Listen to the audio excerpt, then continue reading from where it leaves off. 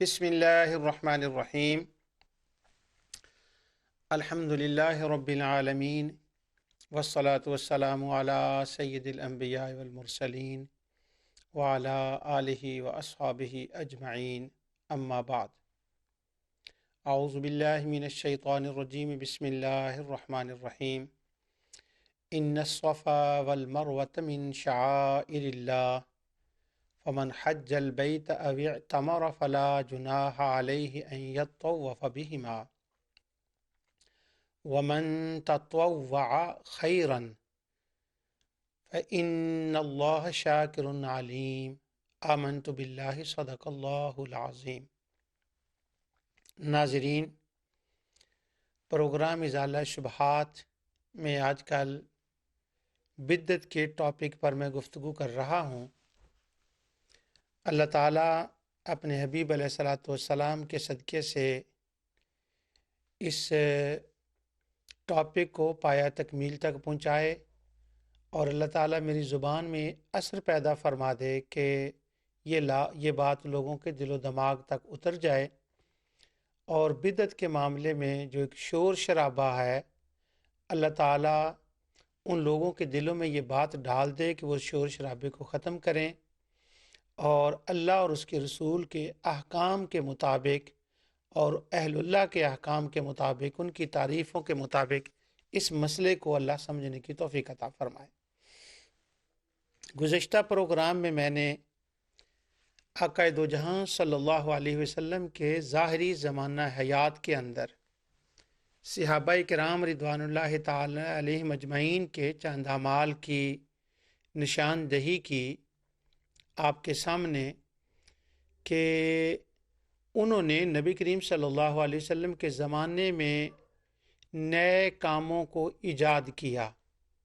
اور بدع کا مطلب ہوتا ہے ایجاد کرنا۔ ایجاد، اگر کوئی برا آدمی کوئی ایجاد کرے گا تو وہ بری ایجاد ہوگی، اگر صالح آدمی کوئی ایجاد کرے گا تو وہ صالح ہوگی، وہ ایجاد خیر ہوگی، وہ ایجاد حسنہ ہوگی۔ تو نبی کریم صلی اللہ علیہ وسلم کے صحابہ نے جب کوئی چیز ایجاد کی اور وہ بدع حسنہ بنی، تو چونکہ وہ صالح تھے، حضور کے صحابہ تھے، اللہ تعالیٰ کے نبی اور اللہ کے حبیب نے صلی اللہ علیہ وسلم نے ان کی اس ایجاد کو قبول فرمایا۔ اس کی چند مثالیں میں نے پچھلے پروگرام میں دی تھیں۔ آج میں آپ کے سامنے نبی اکرم نور مجسم صلی اللہ علیہ وسلم کے دنیا سے تشریف لے جانے کے بعد صحابہ کرام نے کچھ ایسے نئے کام ایجاد کیے جو اپنے لفظ کے معنی کے اعتبار سے تو ان پر بدع کا لفظ آئے گا، یعنی وہ نئی ایجادات تھی، مگر چونکہ وہ قرآن و سنت کے احکام کے خلاف نہیں تھے، وہ کسی نہ کسی قرآن و سنت کے حکم سے ان کو اخذ کیا گیا تھا، وہ عبادت پہلے ہی اسلام کے اندر اسٹیبلش تھی، اور صحابہ کرام نے نبی اکرم نور مجسم صلی اللہ علیہ وسلم کے تشریف لے جانے کے بعد ان نئے کاموں کو ایجاد کیا، جن کو وہ جانتے تھے کہ اس کام کا اس فارم میں، اس حیت میں کرنے کا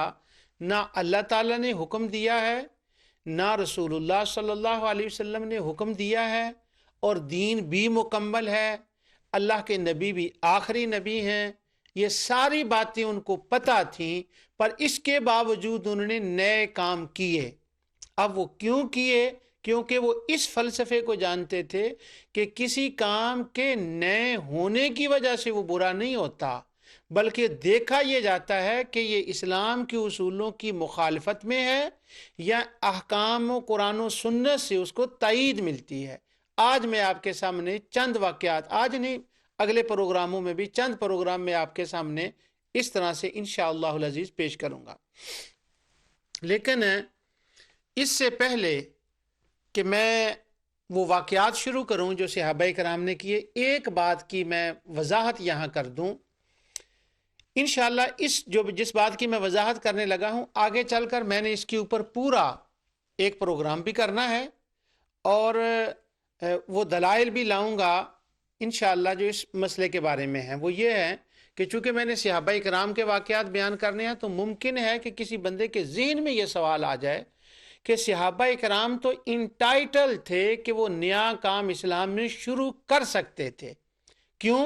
کہ جب ہم سے سوال کیا پروف مانگا جاتا ہے نا بدعت کے بارے میں، ہمارے شبہ ڈالنے والے دوست بات کرتے ہیں، تو انہوں نے ایک تاثر اس طرح سے قائم کر دیا ہے کہ یہ کام نبی کریم صلی اللہ علیہ وسلم نے کیا، صحابہ نے کیا، تو جس انداز سے انہوں نے اس مسئلے کو انٹروڈیوس کرایا ہے، اس سے لگتا یوں ہے کہ جس طرح صحابہ کرام کے پاس اتھارٹی تھی کہ اگر وہ کوئی نیا کام کریں تو وہ اسی طرح سے تھا جیسے اللہ اور اس کے رسول نے اس کا حکم دیا ہو، یا اللہ اور اس کے رسول اللہ صلی اللہ علیہ وسلم نے کیا ہو، ان کے پاس کوئی اتھارٹی تھی۔ لیکن یہ بات میں آپ کو بتا دوں کہ ہمارے شبہ ڈالنے والے دوستوں کے نزدیک یہ بات قطعی طور پر غلط ہے کہ صحابہ کو کوئی اتھارٹی تھی کہ وہ نیا کام ایجاد کریں اور وہ دین بن جائے یا وہ مستحب عمل بن جائے۔ ہمارے شبہ ڈالنے والے دوستوں کے نزدیک یہ بات ثابت نہیں ہے، لہٰذا صحابہ بھی اگر کوئی نیا کام کریں، حضور نے دین تو مکمل کر دیا تھا، تو اب وہ یا تو غلط ہوگا، اور صحابہ سے یہ تو توقع نہیں کہ وہ غلط کام کریں، وہ صحیح ہوگا۔ اب جب وہ نیا کام صحیح کریں گے تو وہ اتھارٹی کے بغیر کریں گے، اور اتھارٹی کیا ہوگی کہ وہ قرآن و سنت کی اصل کو دیکھیں گے کہ اس کے اندر اس کی ممانعت کی دلیل نہیں ہے، یہ قرآن و سنت کے خلاف نہیں ہے، یہ آقا کے عمل کے خلاف نہیں ہے، یہ تعلیم کے خلاف نہیں ہے، تو لہٰذا صحابہ نے اس سینس میں ان نیو کاموں کو کیا۔ مگر ہمارے شبہ ڈالنے والے دوست جو کہتے ہیں نا وہ صحابہ نے نہیں کیا، اس پر میں آگے چل کر بڑی تفصیل سے گفتگو کرنے والوں پر اشارہ دے رہا ہوں ایک میں آپ کو۔ یہ میرے پاس کتاب ہے تاکہ آپ کو یہ کلیئر ہو جائے صحابہ کے واقعات سننے سے پہلے۔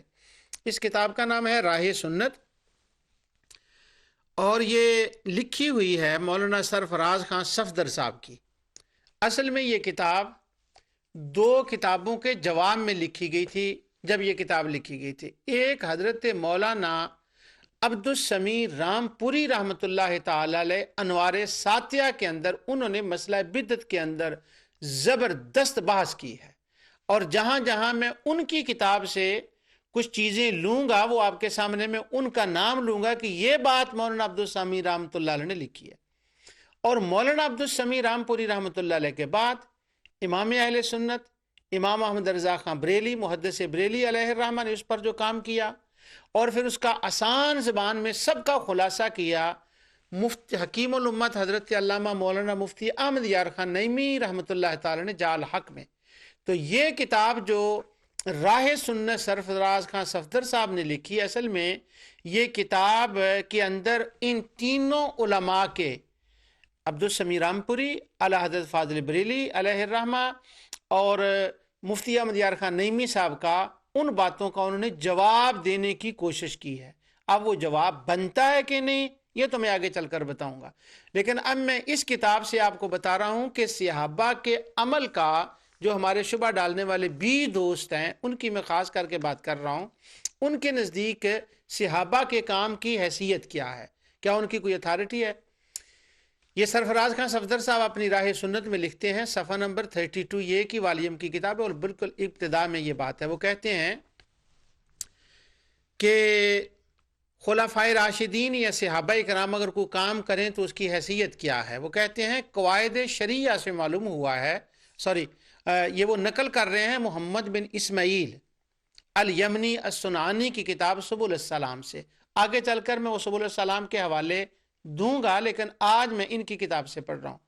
وہ کہتے ہیں امیر یمانی محمد بن اسماعیل لکھتے ہیں کہ قواعد شریعہ سے معلوم ہوا ہے کہ خلیفہ راشد کو کوئی ایسا طریقہ رائج کرنے کا حق نہیں ہے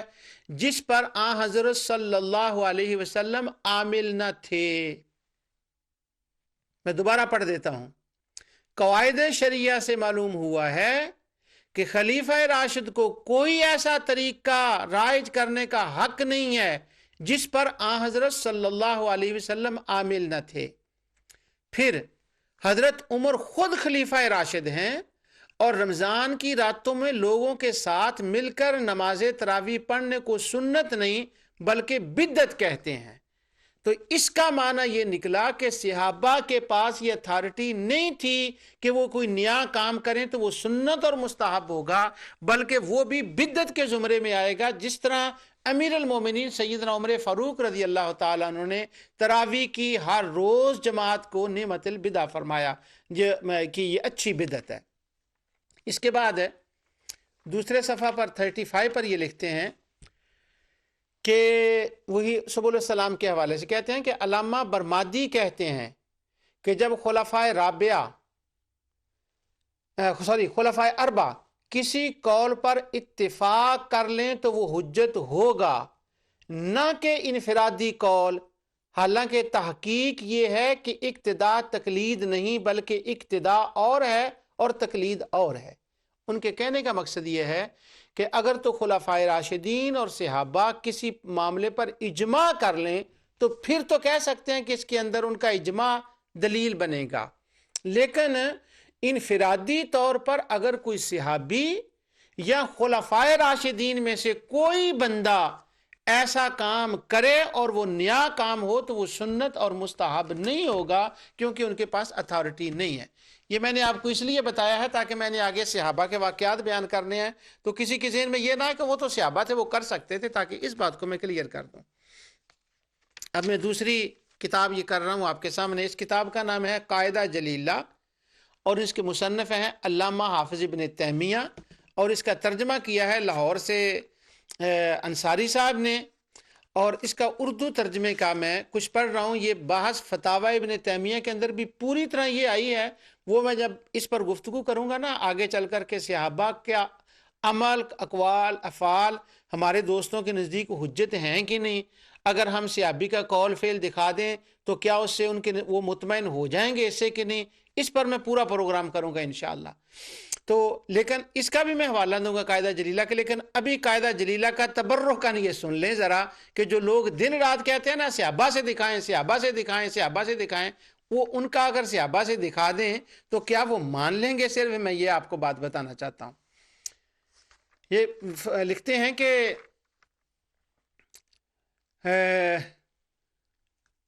اس کی وجہ یہ ہے کہ شریعت میں کسی صحابی کی روایت پر اعتبار کیا جاتا ہے، نہ کہ اس کے معنی و مفہوم پر جو صحابی نے جو اس نے روایت سے اخذ کیا ہو، یعنی فہم صحابہ پر اعتبار نہیں ہے۔ اگر اس نے صحابی نے کسی حدیث سے کچھ مسئلہ سمجھا ہے تو وہ حجت نہیں ہوگا، یعنی حدیث سے مسئلہ اخذ کرنا بھی صحابی کا حجت نہیں ہے، چاہے جائے کہ ان کا کام یا فعل ہو،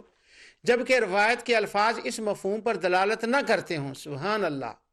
یعنی صحابی اس روایت سے کوئی سمجھے اور وہ اس کے مفہوم پر دلالت نہ کر رہے ہوں تو آپ صحابی سے زیادہ حدیث کو حضرت سمجھ رہے ہیں کہ آپ کو پتہ اس کے الفاظ کس بات پر دلالت کر رہے ہیں، اور جنہوں نے آقا دو جہاں صلی اللہ علیہ وسلم کے سامنے بیٹھ کر دین کو سیکھا اور حدیث کو سنی، ان کو تو فہم نہیں آتا، اور 700 سال بعد جا کر حروریہ کے ہاں پرورش پانے والوں کو حدیث کی فہم سمجھ آ جاتی ہے۔ یہ بات سب کو معلوم ہے کہ اگر کوئی شخص حضور کی وفات کے بعد یہ دعا مانگتا ہے کہ اے اللہ ان کی شفاعت میرے حق میں قبول فرما، تو یہ درست نہیں ہے۔ اصل میں عثمان بن حنیف کا وہ واقعہ بیان کر رہے ہیں۔ تو ایک تو یہ ہو گیا کہ وہ فہم صحابی کا۔ اب آگے چل کر کہتے ہیں کسی ایک صحابی کی روایت یا قول کا حسن عبادات، اباحات، واجبات اور تحریمات کے سلسلے میں شریعت میں کوئی اعتبار نہیں ہے۔ اگر میں وہ دوسری کتاب لاتا تو کہہ سکتا تھا کہ اس نے ترجمہ غلط کر دیا، میں تو ترجمہ بھی وہی کر رہا ہوں جو ہمارے شبہ ڈالنے والے دوست نے کیا۔ پھر سن لیں، میں عملے صحابہ آگے بتانے والا ہوں، صحابہ اتھارٹی نہیں ہے۔ صحابہ سے ملا دکھاؤ، اگر دکھا دیں گے تو کیا ہوگا؟ یہی ہوگا، وہ کہیں گے صحابی تو اتھارٹی نہیں ہے، صحابہ نے جمعرات کا ختم دیا ہے، دکھاؤ۔ اگر بابا دکھا بھی دیں گے تو کیا ہوگا؟ پھر سنیں، کسی ایک صحابی کی روایت یا قول کا حسن عبادات، اباحات، واجبات اور تحریمات کے سلسلہ میں شریعت میں کوئی اعتبار نہیں ہے۔ اگر دوسرے صحابہ کرام کی روایات و اقوال اس کی تائید نہ کرتے ہوں تو اس کے برعکس اگر نبی کریم صلی اللہ علیہ وسلم سے ثابت شدہ روایات اس صحابی کے قول کے خلاف ہوں تو اس کا فعل سنت نہیں بن سکتا جس کی اتباع مسلمانوں پر واجب ہے۔ ان احادیث کا مقصد یہ ہے کہ ایسے امور جن میں اجتہاد کی گنجائش ہو اور جن میں اختلافات رائے واقع ہو، اللہ تعالیٰ اور اس کے رسول کی طرف رجوع کرنا چاہیے۔ یعنی اصل اتھارٹی اللہ اور اس کا رسول ہے۔ کسی چیز کا عبادات میں اس کا مستحب ہونا، واجب ہونا یا حرام یا جائز ناجائز ہونا، یہ نہ خلفائے راشدین کے پاس اتھارٹی ہے اور نہ ہی صحابہ کے پاس اس کی اتھارٹی ہے۔ آگے انہوں نے صحابہ کرام کے چند واقعات لکھے ہیں کہ یہ دیکھیں فلاں صحابی نے یہ کیا مگر وہ سنت نہیں ہے، فلاں صحابی نے یہ کیا مگر وہ جائز نہیں ہے، فلاں صحابی نے یہ کیا مگر وہ جائز نہیں۔ لیکن آج میں ان واقعات کو نہیں پڑھ رہا، یہ میں نے تمہیدی کلمات آپ کو بتائے ہیں کہ صحابہ کرام رضوان اللہ تعالی مجمعین سے اگر کوئی چیز بتا بھی دیں تو چونکہ انہوں نے ذہن بنا لیا ہے کہ اس چیز کو نہیں ماننا، لہٰذا وہ نہیں مانیں گے۔ اب میں شروع کر رہا ہوں اللہ تعالیٰ کی رحمت سے صحابہ کرام کے واقعات، لیکن ہمارے لیے وہ حجت ہیں۔ اگر صحابہ کرام کوئی کام نیا شروع کرے، شریعت کے خلاف نہ ہو، تو جس طرح سے وہ جائز ہے اسی طرح قیامت تک صالحین، اہل اللہ، علماء قرآن و سنت کی روشنی میں دین کی اشاعت کے لیے، اللہ تعالیٰ کے قرب کے لیے وہ کام جو اللہ رسول نے جائز کہے ہیں کسی نئے فارم میں یا نئی حیت میں اگر اس کو شروع کریں، کام اصل وہی ہوگی قرآن و سنت، تو وہ اسی طرح جائز ہوگا جس طرح کا صحابہ کرام نے نبی کریم صلی اللہ علیہ وسلم کے ظاہری زمانہ حیات میں کیا اور رسول اللہ صلی اللہ علیہ وسلم نے قبول کیا، اللہ تعالیٰ نے اس کو قبول کیا، تو باقی کے کام بھی اسی طرح قیامت تک انشاءاللہ اللہ کے ہاں قبول ہوں گے، بشرطے کہ ان کی اصل کتاب و سنت کے اندر ہو۔ یہ آگے چل کر میں بتاؤں گا کہ یہ ایک فیشن کے طور پر کہا جاتا ہے کہ یہ کام صحابہ کے دور میں ہوا ہے کہ نہیں، زمانے کی کوئی قید نہیں، کسی دنیا کی کتاب میں زمانے کی کوئی قید نہیں ہے، اور بدعہ کا لفظ پر جب میں گفتگو کروں گا تو اس کی مثال لے آئیں گی۔ اللہ تعالیٰ نے جو میں نے آیہ کریمہ پڑھی، اللہ تعالیٰ فرماتا ہے فَمَن تَطَوَّعَ خَيْرًا فَإِنَّ اللَّهَ شَاكِرٌ عَلِيمٌ۔ اللہ تعالیٰ نے پوری آیت کا پچھلا مفہوم یہ ہے کہ صفا مروہ اللہ کی نشانیوں میں سے نشانیاں ہیں، جو تم میں جائے حج عمرہ کرے وہ ان کا طواف کرے، یہ فلا جناح علیہ ان یطوف بہما، اس پر کوئی حرج نہیں ہے کہ وہ طواف کرے۔ تو آگے ہے فمن تطوع خیرا، اور جو بھی کوئی اچھا کام کرے، فإن اللہ شاکر علیم،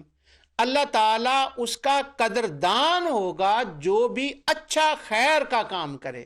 تو اللہ تعالیٰ، اور اللہ تعالیٰ فرماتا ہے علیم، میں جاننے والا ہوں، میں جانتا ہوں۔ کیا مطلب جاننے کا؟ کہ اللہ جانتا ہے کہ اس نے کس نیت سے شروع کیا ہے،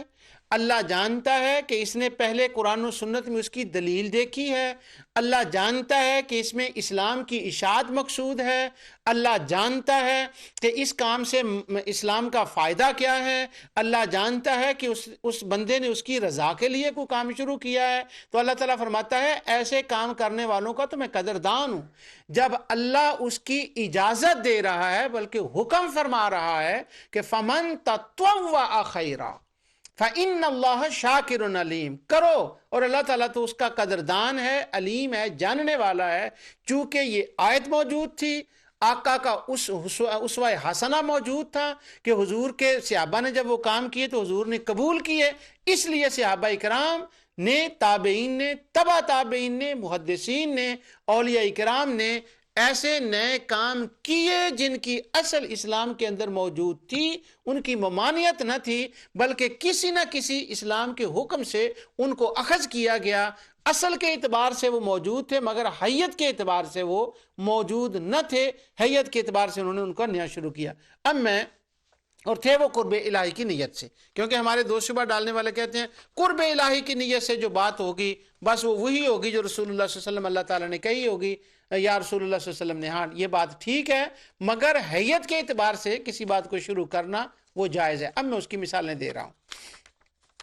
پہلی بڑی مشہور مثال ہے، اس پر میں اتنا زور نہیں دوں گا، بس گزر جاؤں گا، سنا کر میں روایت گزر جاؤں گا۔ یہ امام بخاری نے باب جمع القرآن کے اندر اس بات کو لکھا، مشہور واقعہ ہے اس لیے میں گزر جاؤں گا اس سے۔ وہ کہتے ہیں کہ جب جنگ یمامہ ہوئی تو جنگ یمامہ کے اندر بہت سے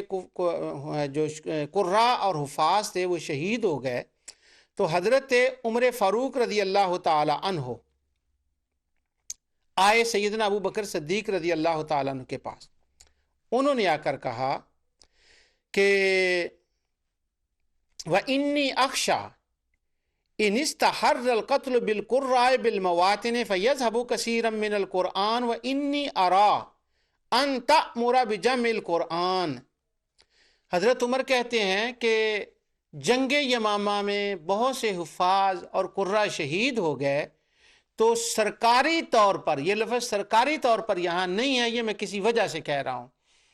سرکاری طور پر قرآن کی ایک کاپی تیار کر دی جائے اور وہ ماسٹر کاپی ہو اور قرآن کو جمع کیا جائے۔ اگر میں اس پر لاؤں تو وہ یوں ہے کہ جمع کیا جائے، وہ جو لفظ یوز کر رہا ہوں وہ کسی اور اس کی کچھ اور سبب ہے، لیکن میں اگر انہیں پہ لاؤں تو انہوں نے کہا قرآن کو ایک جگہ جمع کیا جائے، ورنہ حفاظ قرآن اس طرح جاتے رہے تو پھر حفاظ بہت زیادہ چلے جائیں گے تو قرآن کے جمع کرنے کا بعد میں مشکل ہو جائے گا۔ اب حضرت ابوبکر صدیق رضی اللہ تعالیٰ فرماتے ہیں قلت لعمر کیف تفعل شیئا لم یفعل رسول اللہ صلی اللہ علیہ وسلم، اے عمر تم وہ کام کس طرح سے کر سکتے ہو جو رسول اللہ صلی اللہ علیہ وسلم نے نہیں کیا؟ آگے حضرت عمر کہتے ہیں قال عمر ھذا واللہ خیر،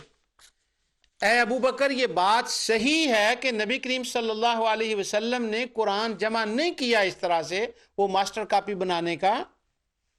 لیکن یہ کام خیر ہے، کام حسنہ ہے، کام اچھا ہے۔